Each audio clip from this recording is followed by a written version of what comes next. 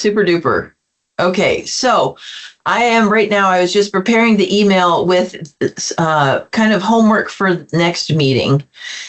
And this is, Tomorrow, let's see, right? is it tomorrow? I don't know. The same There's person? one tomorrow night. Oh, And then there's one on the 12th. Yeah. We have 2 in-person LAPAC meetings tomorrow evening. So I'm sending Michelle and Trisha over to the Rivieras, and I'm taking Upper Lake Nice. So yeah, you're right, in person. And so at that meeting, we're going to talk about planning boundary area changes, if there are any, community growth boundary changes, if there are any, and land use designation changes, if there are any. But as far as virtual meetings, we have the other 2 remaining bullet points of our LAPAC agendas for our deliverables, and that is feedback on the second survey, and then also feedback on the existing policies, objectives, implementations, and design guidelines.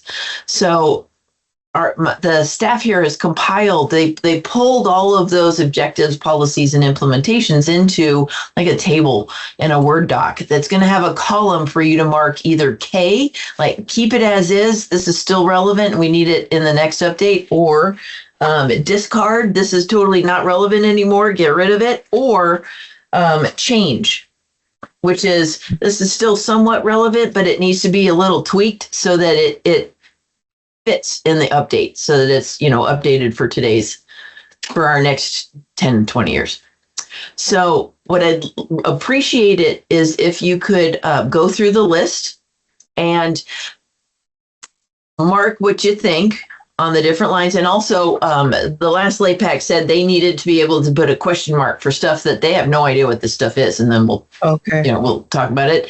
And then when we come back together as a virtual meeting, what we'll do is not so much spend time on the keep as is. That'll just go straight up into the next one, or the discard so much. We're going to focus on the C's, the changes, and the question marks. Yeah. So, and you'll note that a lot of the topics that are in that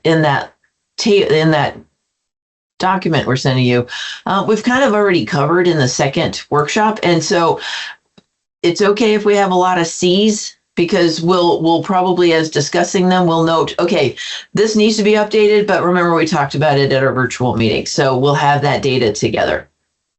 And then also, design guidelines will be it'll be in a PDF format rather than a Word doc. So you don't have to go line by line, but we'll discuss those together as a group too, to see if we're still happy with them or if we need to tweak it. So you need that by the 12th, or when we meet again?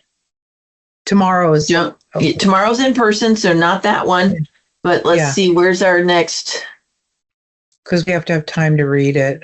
Exactly. Yeah, totally. Yeah, by the 12th would be great. I think we'll be ready by then.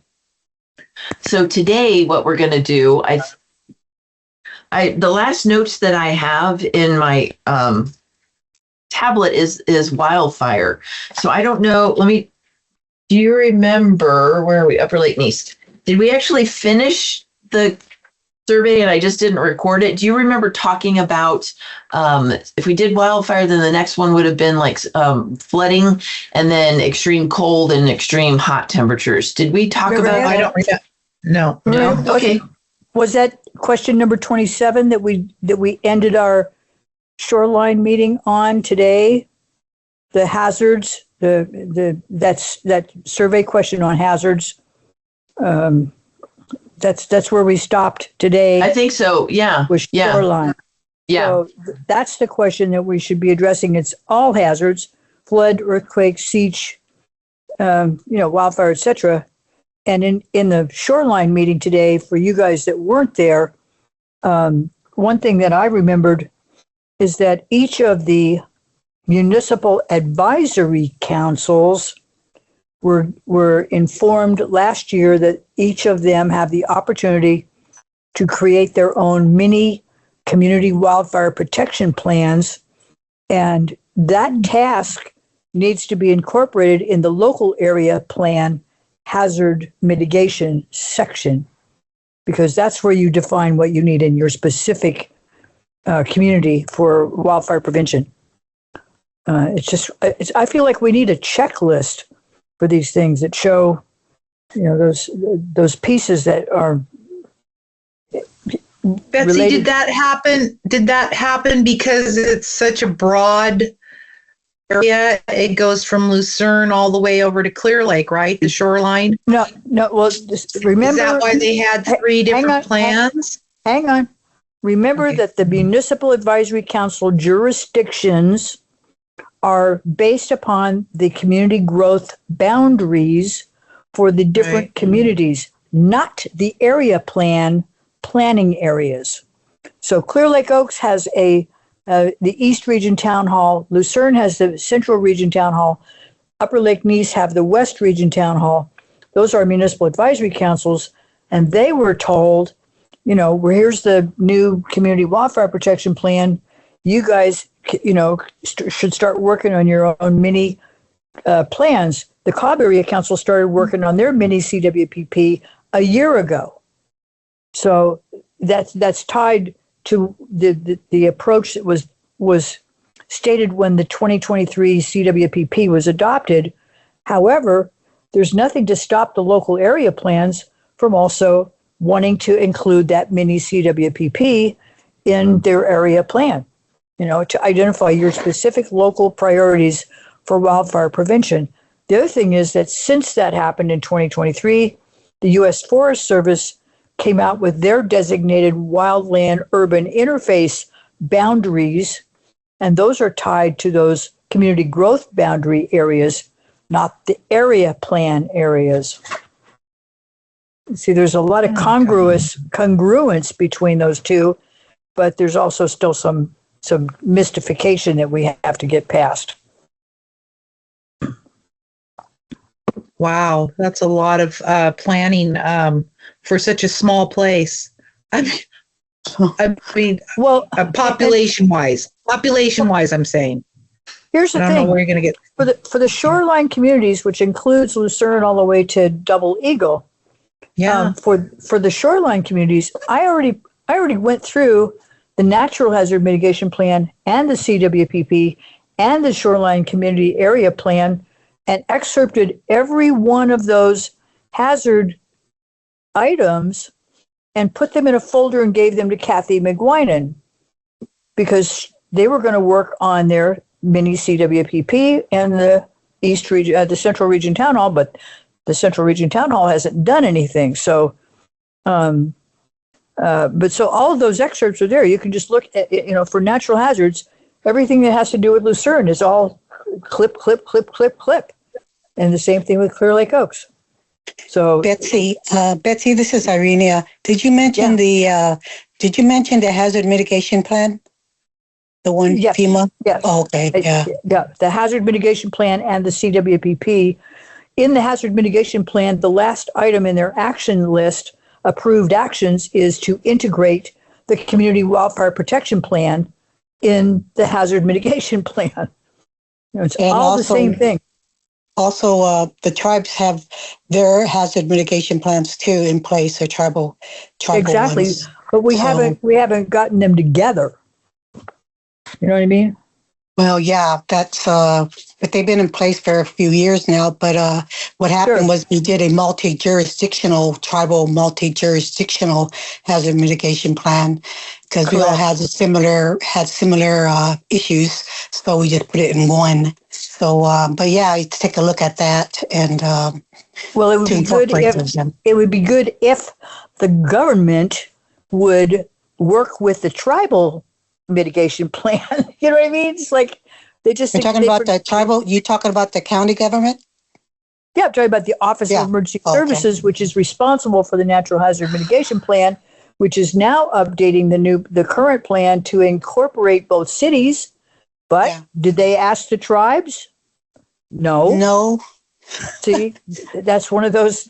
We've had some conversations this afternoon with Robert Geary about this. It's like the tribes are completely separate out in space someplace. That needs to be done. But, they, as far as, when it all comes down to a disaster, of course, we all pull together. But it'd be nice to have it all in place, like you said. But in a way, we can maybe take a look at those plans and incorporate them in this general plan. What plan was used when there was a fire behind Robinson Rancheria? Well, it was. It seemed like that went all the way up, behind there and over to Nice. And what plans? Everybody jumps in. Cal Fire is the lead agency to help with that. Right. But also the BIA is also involved on a different level. So there's, there's that going on too. So the incident commander is the sheriff, and then the Officer of Emergency Services for any wildfire disaster, regardless of whether it's on tribal land or not. Yeah. If it's an emergency that we have first responders that respond to. So, but when you come to these planning, there's these mental barriers. Mm-hmm. Yeah. Well, that's what I'm here for, to help with that. So. Oh, you bet. Thank you. That's what I do. I go from one group to another, biting people on the ankle. Hey, did you remember this? All right. Let's get back to our survey. It's loading right now. We're going to get to, let's see, we did the wildfire. So we are on question 26. Yep. And I'll share screen so that we can all work together. Oh, before that, let's do introductions. Maria Turner, Community Development Director. Tanya, why don't you go next? Just give us a little bit about who you are and why you're in this LAPAC. I'm Tanya Noble. Who I am, Upper Lake resident my whole life, mostly. I'm not sure. That's pretty good. EJ Crandall asked me if I would be interested and willing to jump on, and I said, sure, I'll check it out and give my 2 cents. Wonderful. So yeah, he did a good job, I think, of picking out local experts, people who know the community. Yeah. Okay. Sorry. Betsy. So I'm Betsy Kahn. I live in Upper Lake, and I'm a GPAC advisory committee member. I'm also supporter of many programs, county programs, clean water program, especially, and wildfire protection, that kind of thing. So I'm just involved in all the county planning stuff. Thanks. Go ahead, Deb. Do you go by Debbie? I go by Deb. Okay. Just kidding. No, it's I know so many Debbies. That's why. I'm the president of North Shore Business Association. I own Clark's Collectibles. I've lived in Clear Lake on and off my whole life. I'm retired from the Nice Water Board, as Irina was on too with me. And I think someone talked me into doing this. I don't know who. Maybe Mireya, EJ, but I was interested in it, and I love looking at planning, and I love this place. That's why I'm on here. Thanks. Irinia? Well, I live in beautiful Nice, up on the hillside here at the end of Lakeview. I've worked in the county for like probably the last 25 years in environmental, mostly working with tribes, and primarily Robinson, but also Scotts Valley and other tribes, doing their environmental programs as director.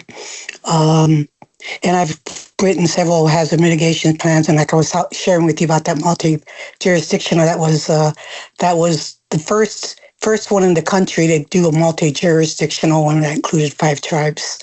It was very difficult to do because it was right in the middle of COVID, and but we pulled it off and got it done. So we're under one big plan, broken up in pieces. But yeah, I was on the council, and I just retired probably I think in August. I was on there for like 4 or 5 years, and did a lot of stuff that I wanted to do. I retired and went and got on the council, tribal council. I waited till I was older, so I was smarter and wiser. So, but I recently got off and I retired. Before I got off, EJ told me he wanted to know if I can get on this. And I love planning and I love doing this kind of stuff. So, I have more time too. So now that I'm retired, so I'm on the East Water Board again, Deb. I've been on for like 3 years. Oh. And Good. And I was on a lot of boards, but I just kind of slowed down, and but I really wanted to do this one, so Wonderful. be involved. Thank you. Awesome. Go ahead, Diane. Oh, Diane Plant, local accountant. Same thing. I like this one because it actually had a beginning and an end. All my other boards are just kind of perpetual. But Yes. I love them. I'm on them because I love them, but it's like, I can't join anymore because it's too much. But this one had a beginning and an end, and I liked that. So I'm like, okay, I can do something short term. So anyways. Excellent. Wonderful. Thank you. And Pam, go ahead. Pam's been with me on a few different LAPAC meetings today too. Hi, I'm Pamela Coleman. I currently reside on Cobb, but I've been a local of Lake County my entire life, and I went from watching these city council meetings to being able to be a part of them through NCO AmeriCorps. And yeah, I really like how compassionate everyone is about their area. It's nice. Yeah, very true. Yeah, the AmeriCorps ladies have been huge help in getting the word out about the project, as well as collecting surveys. Like, I think they're breaking records in community survey collections. Just incredible work. These ladies are just out in the community and they're fearless. They'll go up to anybody. So it was awesome. Okay, thank you. So before we start with question 26, I just want to sort of do a kind of an overall timeline check. We have LAPAC season through the end of next week, but I hope that wasn't as short term as you were thinking, Diane, because that just means I'm giving you a break for the holiday season, because we pivot from public input collection over to drafting the actual updates. Those should be done probably in January sometime. And that's when it's going to be real important that I'm going to try, herding the cats again, getting all my LAPAC members back so that we can take a look at the draft area plan to see if we've missed anything, or if we've gotten anything wrong, or if we have new thoughts that need to be included. So, but then then you can go. Then after that, I won't bug you anymore, though. You'll still be on the notification list for things as it goes forward, because this overall Lake County 2050 project is scheduled to go through the end of 2026. But next year is primarily drafting the elements, the different chapters of the general plan, and we are calling now the local area plans elements, because it's all going to be one major general plan submitted to the state. And so we're drafting all of those, but also 2025 is when we get to start with the actual environmental analysis process, the CEQA process, because we will have public input and we will have pretty good ideas on what our different area plans include. So we can start the environmental analysis, which is going to be a full EIR, and it'll take a year. Takes a solid year to work on that. And then we start going through like the actual official public review processes after that. So, but there will be opportunities for public input during the review of the EIR as well. So not only can you talk about comment on the area plans and the general plan elements themselves, but you can also comment on if you think we got anything wrong on analyzing how the updates will impact the environment. So plenty of opportunities, but still tell us what you think. So with that, let's go to question 26. Let me sharing. Am I sharing? No, not yet. Also, I think I just sent that email with the Word doc of the policies, objectives, and implementations, and then a separate attachment that's PDF format for the design guidelines. So I'll be looking for your input on that. Let's see. Okay. Is this big enough? Because I can get bigger. I just don't want to be too in your face. Is that better? Like the eye doctor. Is one or here's two. Which one's better? Do you like? Oh, Bigger? bigger. I like bigger too. Yes. Bigger. I can't read it. Bigger. She's on her phone, so Let me see if I can get even bigger than that. Done. That's good. That's a little too big, huh? That's kind of like Yeah. in your face big. Okay, let's go Yeah. back. Okay, 26. How should the general plan address flood risk in the county?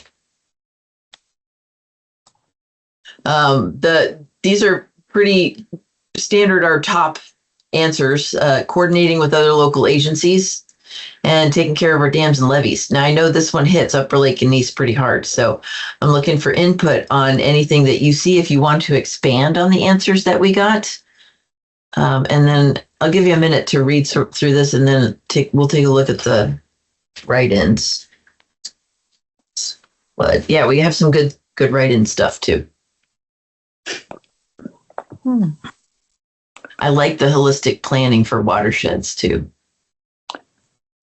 That's really cool. I think the more we focus on how interconnected we all are, I think the better plan we'll have. Go ahead, Betsy. In our previous meetings, LAPAC meetings, I've mentioned this before, that there's an extremely close relationship with the Clean Water Program, which has all kinds of compliance requirements for preventing anything but pure clean water from entering the lake. And so the flood and floodwaters, landslides, all the things that are caused by floods and the aftermath, those are factors in whether we protect the lake from being polluted or not. And I think it would be great if LAPAC members understood the Clean Water Program as well, because that governs a lot of what happens. Angela Dow is the person who has taken on responsibility for getting Caltrans funding for doing the Upper Clover Creek diversion bypass maintenance work done, which has started this week, I think. It's supposed to start this week. So there's a connection, just like with the Community Wildfire Protection Plan. There's information that should inform the local area plans. And what was the name of that plan again, Betsy? I want to make sure we capture that. Well, you could just call it the Stormwater Management Plan. Good, thank you. And we also need to update the floodplain management ordinances in the municipal codes. So they're all tied together. That would be an implementation I would add to this. I heard that you said that they're working on the one in Upper Lake, but there's a huge culvert that comes down. It starts at my property on Lakeview and goes all the way to the top of Dodge, and then Hog Ridge, but it goes to my property and then it ends up going under Dollar General, and then it goes into the. Is anybody watching that one? That is the drainage system for the central part of Nice that goes into it goes into the former Holiday Harbor, which is which is silting up because none of that material has been removed. Well, I'm just wondering if anybody's keeping an eye on that. No, I don't know, but let's make sure we capture that as a priority. Yeah. Did you say that was a culvert? I am keeping an eye on it. But there are places below me that might not be, so that's what I worry about. Well, Yeah. That's why the Clean Water Program, Stormwater Management, Separate Storm Sewer System Program has to be understood in terms of the LAPAC. You want to implement that Clean Water Program. because it's So- not in there in the old plan, right? That's right. So it needs to be added in there, right? I mean, if Right. it's not in there, yeah. That's right. Can you, this is Irina, can you also add up on that first number one to include the local tribes? You say the, you don't mention, you say other agencies, but I would say put the tribes, because tribes they do a lot of work in the watershed, and they do a lot of data collection and water quality and testing and all that. So, Okay, good. So I've got recognizing the connection with the stormwater management plan, implement the clean water program, and then include local tribes in the above implementations. Yes. Good. Okay. Got sounds it. good. Should Caltrans be added to that? I know I keep bringing Caltrans up, but it just seems like they have a lot of power along where those culverts are, the water systems that come down to the lake. It seems like they're working around them a lot. I would say yes. I would say yes. Caltrans. I know. Caltrans is one of the agencies that has a TMDL for nutrient loading in the lake as part of the water quality order issued by the US EPA and the state to us to prevent additional nutrient loading into the lake. And Caltrans has a piece of that. They have So responsibility. they're going to be in there anyway. Yeah. They're already in that program. Yeah. We'll just make sure that we want to call out that the local tribes are also included with the other stakeholder agencies. Yeah. As we do these plans. All right. Anything else about flood? We're going to move on. How should the general plan improve emergency preparedness and response capabilities? Multiple communication methods. Pretty much across the board, all around the county, we deal with that, or that it has been a priority. What else? I'm going to say it again. The percentage of the population that does not have internet or Wi-Fi capacity does not receive those sheriff's office warning and orders for evacuations. And they have no mechanism for getting that information to know that they have to evacuate. Identify elders who may be isolated, because I'm thinking if they don't even have cars, some of them, and That's right. What happened in the last one is we had people that couldn't even, during COVID, we had people who couldn't even ride a bus because the buses stopped running or something. I forget the whole story, but it was at the beginning.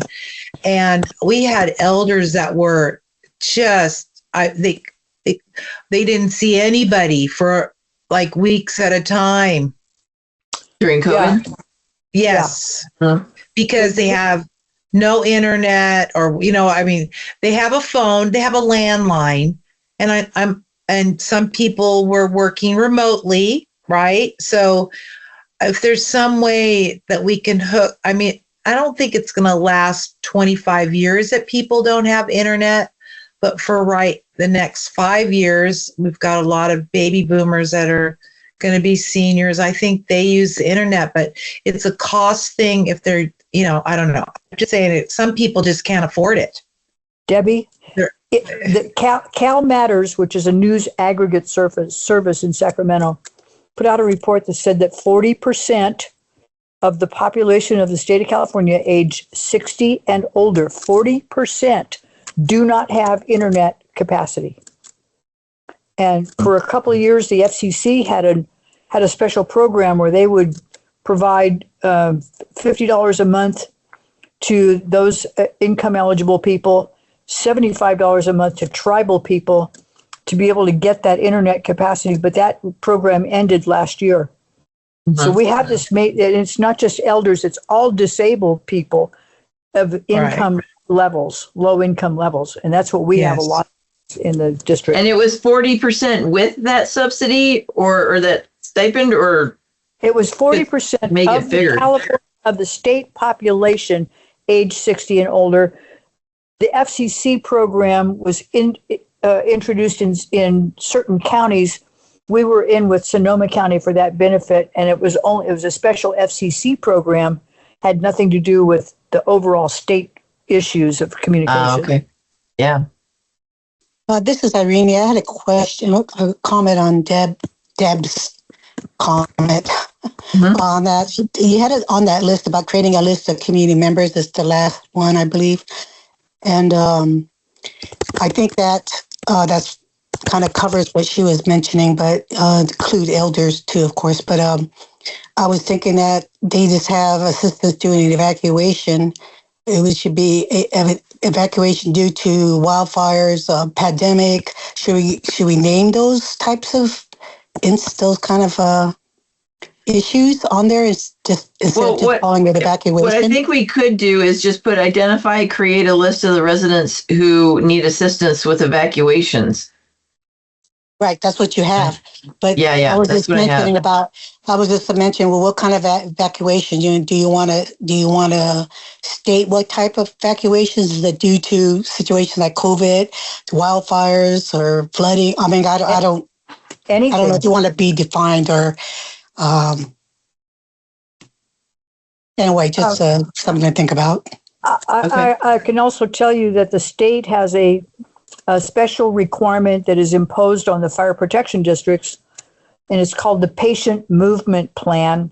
Fire protection districts have to identify what they call medically frail people who need assistance of ambulance evacuation. They have to know where those people are, and there is no database that incorporates all the information from the Department of Social Services, the senior centers, the IHSS workers, and the other developmentally disabled services for adults, like people services and that kind of thing.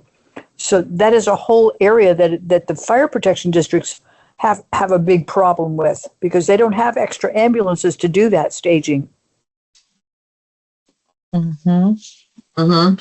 Yeah. Didn't PG&E also need to they have a list of people that are medically reliant on energy, on oxygen, right? Or they need devices for kidney dialysis, oxygen, things like that. They're supposed to have a list of those kind of only if the person signs up for what they call the base cost. There's a special program for those people because they'll do that. But that doesn't mean all the other people are involved in that special program. I know. It's almost like maybe when you fill out your get your notice, emergency notices, that you should put down that you need something. Right. Extra. So also, let's remember that we don't have to solve all the problems. We don't have to list out how we're going to do it. We're listing it as a community priority. So, okay. And then it gives us some time. Priority over here, because we don't have a hospital or anything. You know what I mean? It's just like Lakeport has a lot more stuff going on over there than we do. I hear that. Okay. I love Lakeport. Okay, are we done with whatever this one was? Emergency preparedness and response capabilities. Anything else? Well, show us what the rest of show us this stuff. There you go. Okay. There. Yeah. Because basically this is missing from the hazard, it's incredibly difficult to understand what the county emergency operations plan defines in terms of how to address this problem. That's not something the LAPAC can fix, but it is something that we have to fix in the general plan, because the general plan has to make sure, every agency responds to this. Yeah. Mm-hmm. Okay, good. See that? No, did you see that thing there? It says relocate the emergency services office Yep. out from underneath the sheriff's department. I wrote that. Mhm. Okay. I know. Sounded like you. All of this. I Why? wrote all Mm-hmm. because these are this is all the stuff that we've been talking about that we're missing. So, okay. I would like to really request that you guys read that long paragraph because it covers.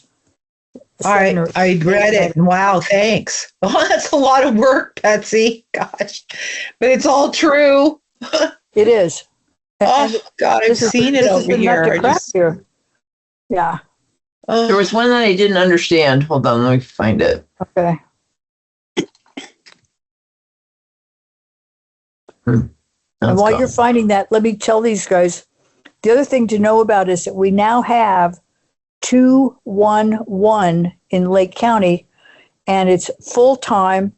And the 211 people, they were in another meeting I was in last week.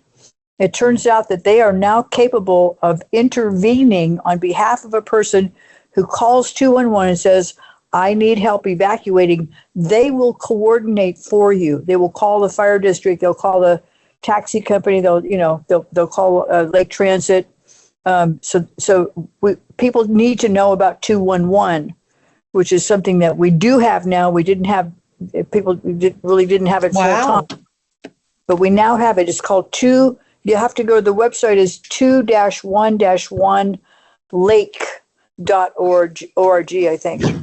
But we spoke to those people last week, and they will take that responsibility for helping people who need to evacuate, which makes it a lot easier for people. One of the other MACs today, one of the other LAPACs today, they asked us, is there a central number that people can call? Well, that's the number that we need to promote, 211 Lake. So support public notification of available resources and services such as 211 Lake. Right. Got it. The one I didn't understand was establish coordinator position for all emergency operation plan annexes. Number 9. Number 9. Well, yeah, that is what's an EOP annex? Okay. Emergency First, operation. you have to go to the sheriff's website, go to the OES, you have to go to emergency plans, emergency operations plan, and then on that page you will see a list of about 18 annexes, and each of the annexes has a responsible agency such as the Department of Social Services or the fire district or public health. Public health is in charge of all hospital evacuations. So the annexes specify exactly which agency or department is responsible for conducting that function. And those functions are based upon the FEMA emergency service functions. Okay. It's okay. Yeah. So each one of those, should have a right. coordinator position. No, there needs to be a coordinator for making sure all these disabled people have these services. It's in the annex called Access and Functional Needs, which is a state office of emergency services function. So, access to functional needs can be any disability, any age. It's all disabled people. Let's make them available for public review before approval. The coordinator position? I think it's just worded in a way that I'm not following it very well. Yeah, I can hear what you're saying, but no, what you need to understand is the hazard mitigation plan and the emergency operations plan, both of them are funded by the Department of Homeland Security. They require review and approval by the Board of Supervisors, California Emergency Management Agency, and FEMA. The annexes do not. And the Office of Emergency Services can change those annexes without even telling the public. There is no public involvement in the development or modification of the annexes. And believe me, I think that is bad. Because people don't know about them. You don't know about them. Huh. 10, provide FEMA trained now when we look it up. Provide FEMA trained PIO training and authority for OES and the county lake departments involved in emergency emergency management responsibilities. Are you saying that but right now, every county employee gets FEMA 100, 200, and I think 400. So that's called 400. ICS, Incident Command System. Yeah. 100, 200, 400, 800. Yeah. We do. No, one of my cohorts in the United States is the Masters in Public Information Officer training for FEMA. It has a special public information component. We do not have a public information officer in the county of Lake who has that training in emergency services. Okay. I did not know that. Cool. All right, let's see. Yep. Oh, wouldn't that be? Yep. Make the zone structure easier to understand. Right. Totally. That whole zone thing is ridiculous.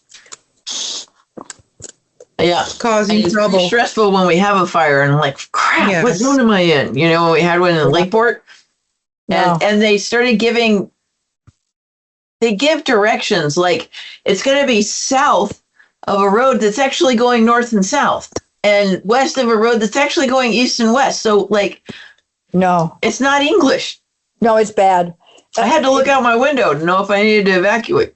Well, and in fact, what happens now is that people who have internet go automatically to watch duty. They don't bother waiting for OES to put something on Facebook, which takes them an hour anyway. Yep. So what everybody does, and Watch Duty has added layers to where they can put all those road closures and instructions on how to evacuate and that kind of thing. Our OES system is horrible. Understand the evacuation zone system. Okay, good. Let's move on. Anything else on that one? Because we're going to go to 28. No. 8.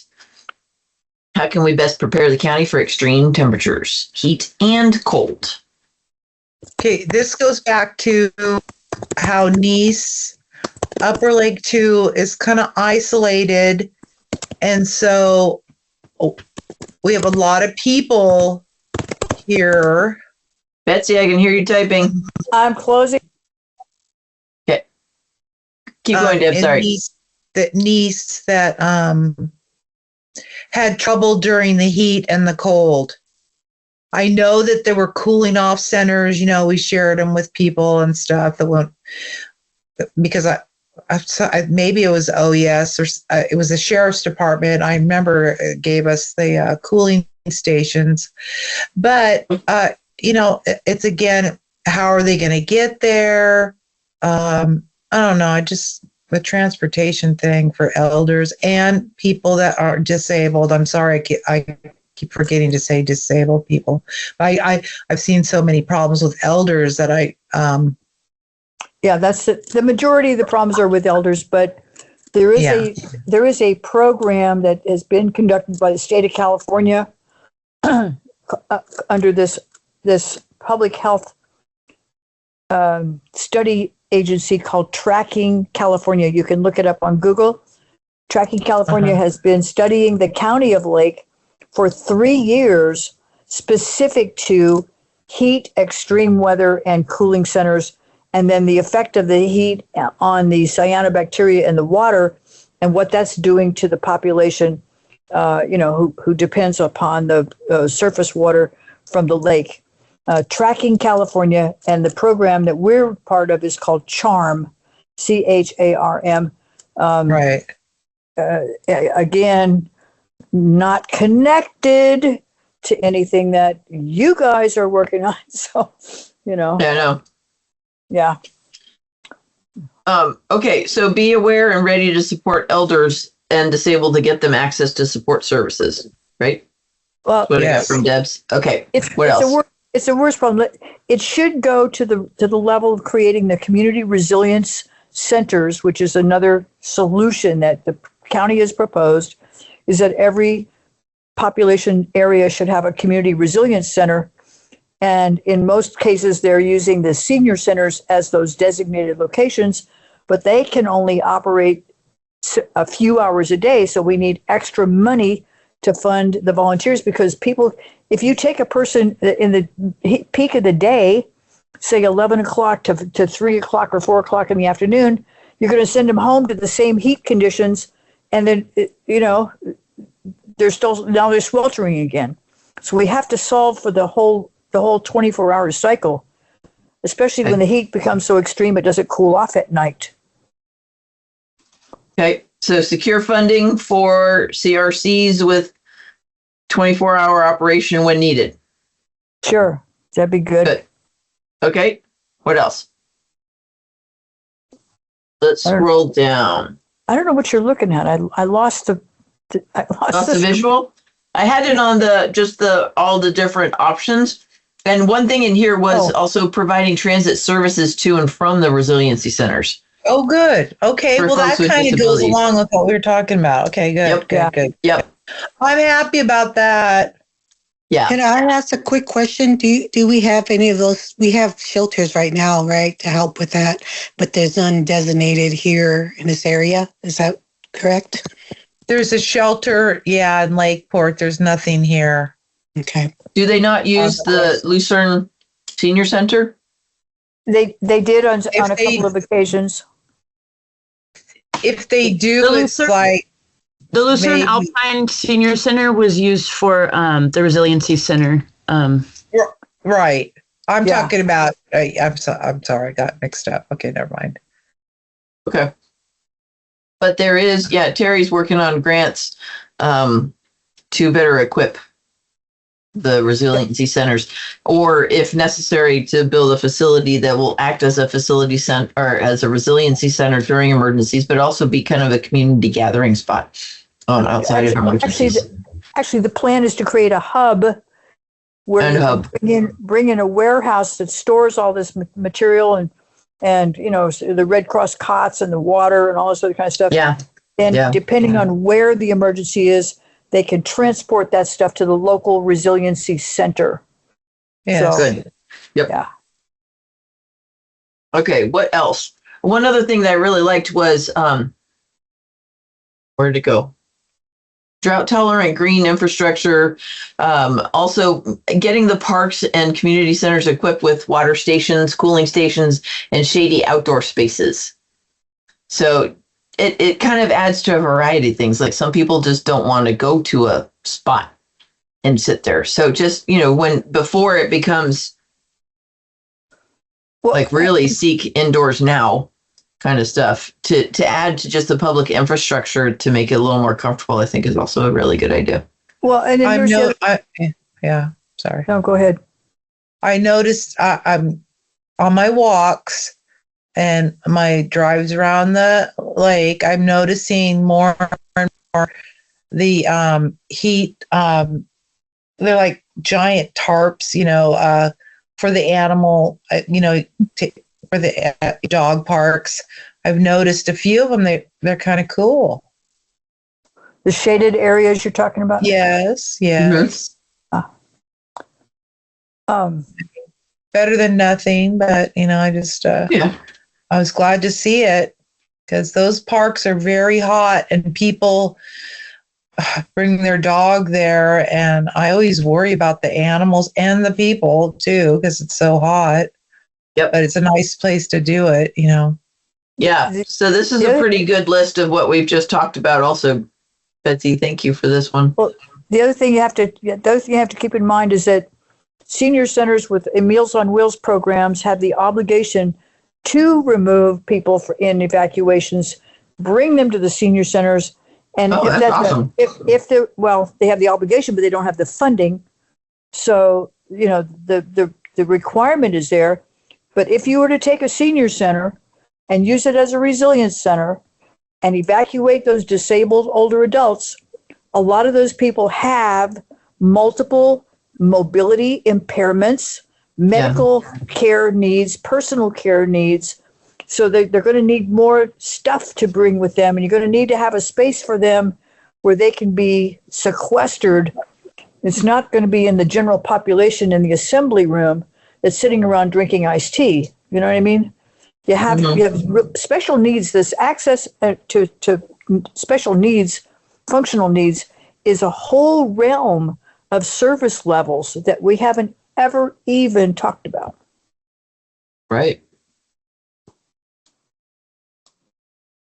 Okay. But what you do with that, I don't know. I know. What do we do with that? What does that sound like in one of these things? So wouldn't that be kind of equip the hubs with the necessary supplies to accommodate special needs? Well, that's an implementation as a policy. We should implement the federal and state disaster recovery emergency functions. I mean, it's a whole program, just like senior services is a whole program. Mm-hmm. So, it's comprehensive. Okay. How All do right. you- Implement federal and state disaster recovery emergency function. Got it. Yeah. Now this is it. We're done with the survey. All right. We've got 34 minutes left. What I'd like us to do is move on to What is that last part? It's funny. Is Highway 20 still a scenic highway? that's Julia's. I didn't write I that. spot Julia's stuff. Uh, That is like Julia's. That's the torch. That's the she's taking her sword to that windmill kind of stuff. yes. There are no Okay. scenic highways designated by the state of California in the Nope. county of Lake. We have scenic Nope. corridors that were identified in the corridors. general plan that we want to Yep. protect. Oh wait, that's not what I want to do. I don't want to do this one. I want to do, where is it, Fred? Go up to page 1. Okay, so now we're going to switch over to the area plan executive summary, which I think should have a listing. Hey, I didn't say anything because I didn't unmute myself until now. Now's your moment, Julia. Talk about the Number one, scenic I'm not- highway. Number one, I'm not carrying a torch, so I want to clarify that. Sorry, it's almost 6 o'clock. I'm getting a little loosey goosey. I'll rein it back in. Go ahead. Thanks. I think she meant it in a good way. Yeah, exactly. I sure did. And so did Maria. So the scenic corridor is actually codified into law. So I'll send that to you, Betsy, so you can see it. And, in the 70s, the 80s when it started, it designates Highway 20 from Calpella to the Colusa County line as a scenic highway. I'm actually meeting with the Department of Transportation at the state level to drill down and find out what's actually going on, because I don't understand. There were scenic highway signs that recently in the last 2 months were removed, and I want to know why, and that's why I'm asking if if we still have the scenic highway. So I just wanted to get the background to the- It was probably part of Linda Bird Johnson's highway beautification program, if you remember, in the 1960s. And that is what generated the designation of disadvantaged communities across the country, because they were associated with highways. It was about Right. cleaning up the highways. Right. You might be right, Betsy. I don't really know. But what I do know, and I'm hoping someday Deb will let me take pictures of it, is Deb has the original drawings with cobblestone, she said, from that scenic highway. The reason that I'm so interested in it is because it's an economic driver. And here on the North Shore, we need every bit of economic driver we can get. And Yeah, so I this hear is you. Yeah. this is something that I think can have a larger impact as an economic driver than anything else, because it's so long. It's the whole 3rd district. And I think it's something that has been lost in transition through the different directors that we've had over the last 10 years, because it actually is designated in law. So that's my spiel. Okay. Thank I will you. never call it a torch again. Sorry about that. I was being stupid. I think that the scenic, I remember the scenic highway went all the way to Tahoe, I thought. Actually, Highway 20 between Highway 101 and Lake Tahoe was called the Ukiah Tahoe Highway. I remember that. Yeah. All right. Well, I was mistaken.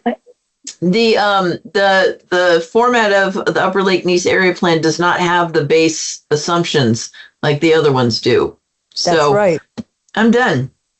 That's all I have for tonight. Well, what we ought to do is create those assumptions, issues, and analysis for the local area plan because they don't have one. Okay. So let's think about that once we get. I'd like to put that as a to-do thing when we get our draft area plans, because I think we'll pull from it. At that point, we'll have the draft listing of the priorities and objectives. And from that, when we know if we've missed anything or got anything wrong, then from that, let's extrapolate those basic assumptions. What do you guys think? That sounds good. I had a comment on that. The scenic byway. That's what it was called. I think it was called Byway. Back in early 2000, I was kind of involved with some of the county people. We took with Louise Talley, I think it was, and Karen Mackey.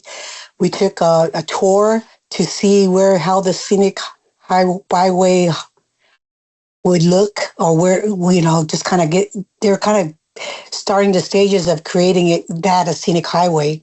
And it was very complicated because everybody had to abide by. You couldn't have blue tarps alongside the highway on your houses or your yard. It was very strict, the rules and the guidelines to do a scenic byline. So after that, it just kind of disappeared.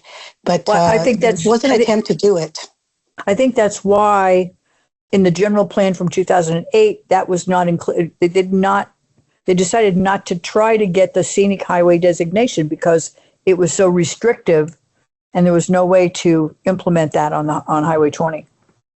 Well, I remember that there was a time where someone was trying to do something in Upper Lake, and the woman, I think, that worked in planning and building, I forget her name, was ready to write violations because someone put in something that didn't adhere to the scenic highway regulations. And yeah, they are restrictive at the state level. They can be more restrictive at the local level, but from what I'm understanding from Maria, we don't have that corridor planning program in place. That's right. And so it might be as a result of some overbearing code enforcement.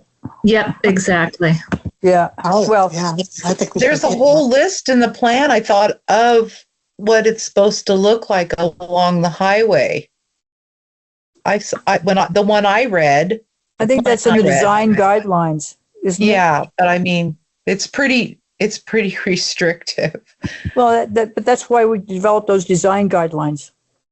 Yeah, well, putting those little fences around those garbage cans behind businesses. Right. That was one of those little implementation things in the 2008 general plan. And because the local area plans are like completely out of sync with the general plan, so that's what makes this so hard to bring everything. I think you're right, Betsy. I happen to agree with that sentiment. Yeah. Okie doke. Does anybody have anything else for the group? Because we're getting out 26 minutes early. I feel like I'm cheating you of input. Oh, Diane's all over it. I wanted to ask one question about Lucerne. Yeah. Has Lucerne come to meetings and talked to you about whether, we looked at that when we were at the meeting at the courthouse, we looked at the maps, and the one thing that was a change, was Lucerne either staying with Shoreline or coming to us. Right. Did they have any commentary on that? I just was curious because it was kind of.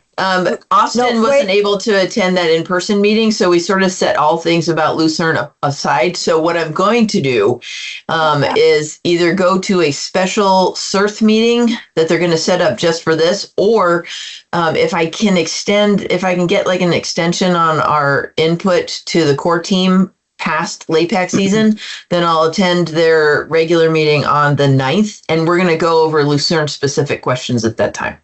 And let me add here, I sent an email to every member of this LAPAC and to the chairs of the 3 municipal advisory councils containing 2 screenshots of maps that showed why the community growth boundary of Lucerne is more likely to be integrated with the western side of the District 3 than it is to the eastern side. Now, nobody answered that email, but I will resend it if you want, but there's a rationale for that.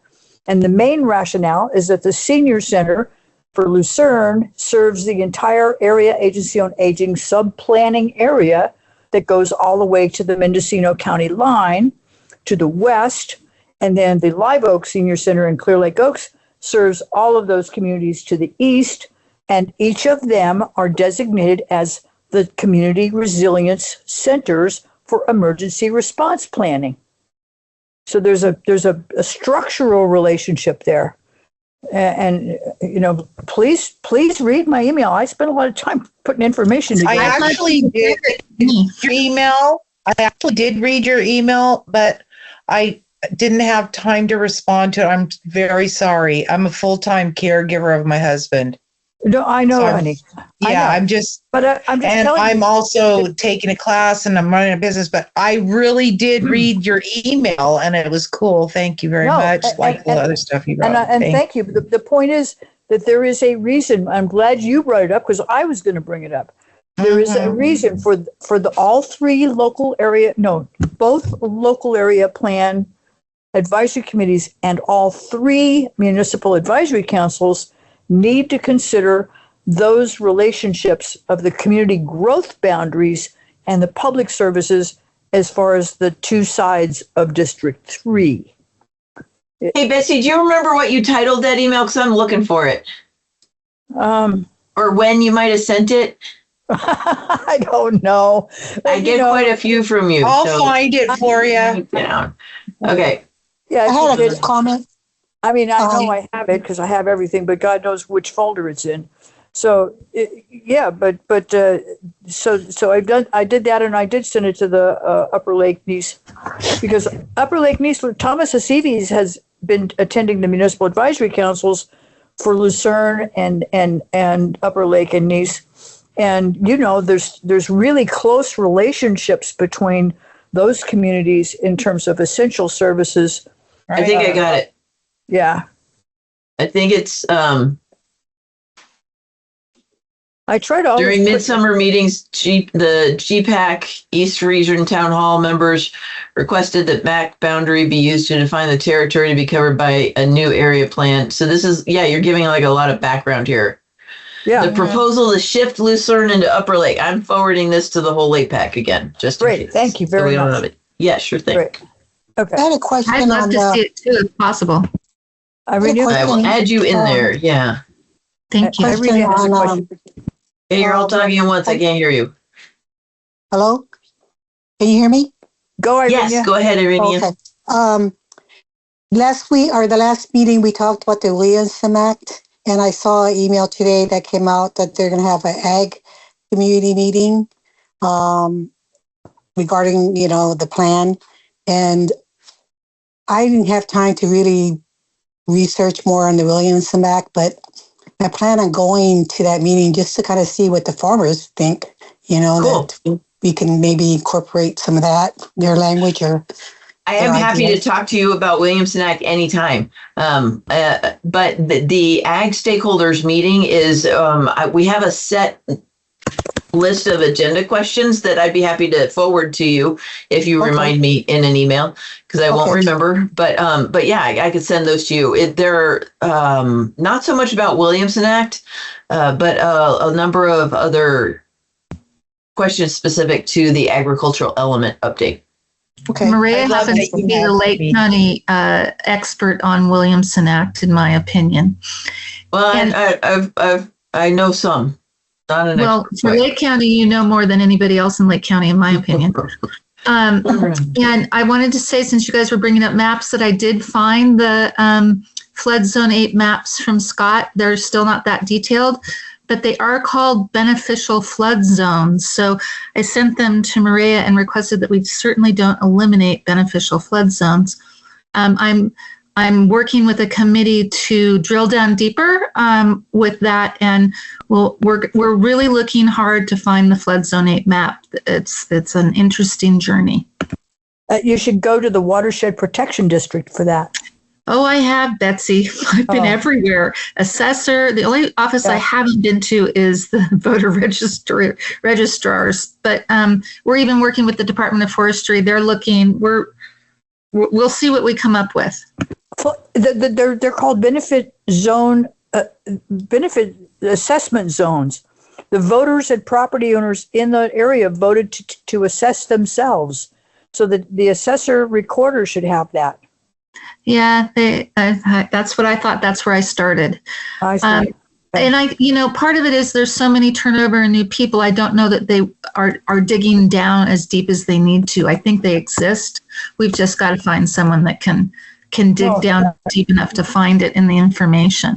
Though it's also important to note that if it is a benefit assessment zone, that's a one-time only. It's not a revolving fund for forever services. So there might have been a specific project that was assigned to it, but it would not be an ongoing. No, wait. I pay fees every year for flooding. Me too. Okay, then it's not what I'm thinking it was. Yeah. Okay. No. Okay. Me too. It's on It's on our tax bill. And our assessor recorder has to know what that is. So, Exactly. Yeah. Yeah. Good. Anyway, I'm with you. I'm ready to knock off for the day. I'm done. Okay, I'll let you guys go early. Thank you so much. Thanks, everybody. We will see you at the next meeting. Thanks a lot, everybody. Tomorrow. Have a great evening. Tomorrow evening. Thanks, bye. Have fun. Thanks, Deb. Bye. Bye. Okay. Bye.